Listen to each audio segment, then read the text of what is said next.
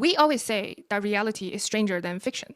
So when writers are writing fiction, right, they have to make their plot and characters feel believable and consistent. Otherwise, readers might reject the story.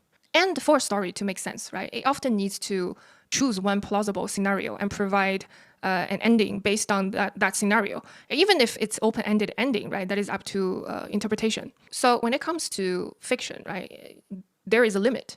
Real life, however, is just batshit crazy, right? Reality sort of has no limits.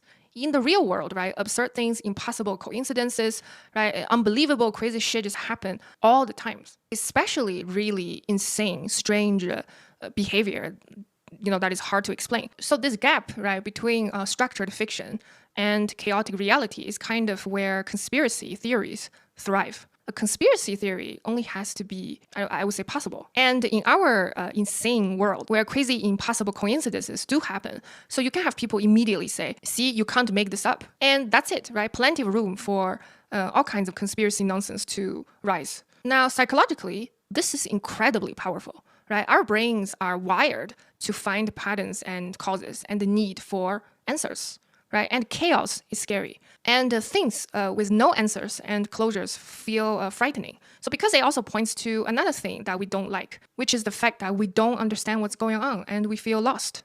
A conspiracy theory, however, provides a dangerous comfort, I would say, right? It replaces the terrifying randomness of events with a convincing plot, right? And it doesn't necessarily mean it's a simple plot. It can be complicated, right? Which makes it even more appealing. So the right-wing narrative machine is very good at exploiting this psychology. Right? Oftentimes, they don't just offer an alternative explanation. Instead, they just offer a story. And it's a story that is very clearly defined and full of certainties and answers. Right? Again, not necessarily simple, but very convincing and psychologically satisfying. In their story, right, you have these very defined characters, very black and white, heroes, villains, and there is a mission around this. Right? Also, vaccine is bad.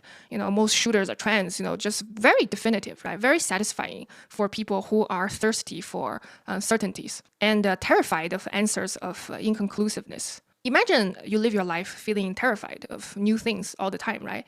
Such a clearly defined story would bring real mental comfort, right? Especially if you've been feeling inadequate inside your whole life because of all this hard to swallow progressive things going on, right?